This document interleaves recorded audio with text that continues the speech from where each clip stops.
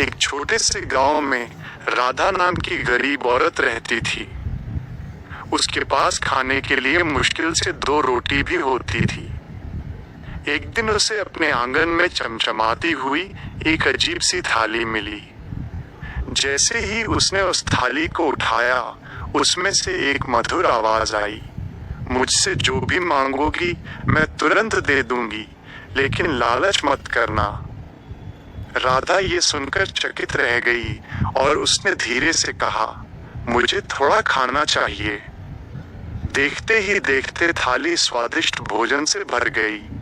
राधा ने थाली से मिला खाना गांव के भूखे बच्चों और बुजुर्गों को खिलाया। सभी ने उसे दुआएं दी। ये बात धीरे धीरे पूरे गांव में फैल गई। गांव का लालची मुखिया, जिसके पास बहुत धन था लेकिन दिल से स्वार्थी था, उसने राधा से थाली छीनने की योजना बनाई। रात को वो चुपके से राधा के घर में घुसा और जादुई थाली उठा ले गया। मुखिया ने थाली से कहा, मुझे सोना चांदी दो, महल दो। थाली ने तुरंत सब कुछ दे दिया। लालच में अंधा होकर मुखिया बार बार मांगता गया। अचानक थाली ने चेतावनी दी, लालच बुरी बाला है। लेकिन मुखिया ने बात नहीं मानी। कुछ ही क्षणों में थाली फटने लगी और सारा सोना चांदी धुएं में बदलकर गायब हो गया।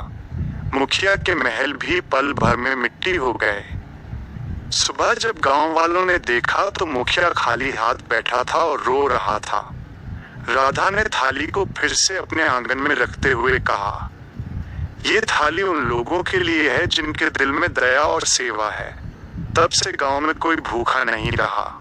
सभी लोग मिलजुल कर रहने लगे और लालच को अपने जीवन से दूर कर दिया। सीख, लालच हमेशा नुकसान पहुंचाता है, जबकि दया और सेवा का फल अनमोल होता है।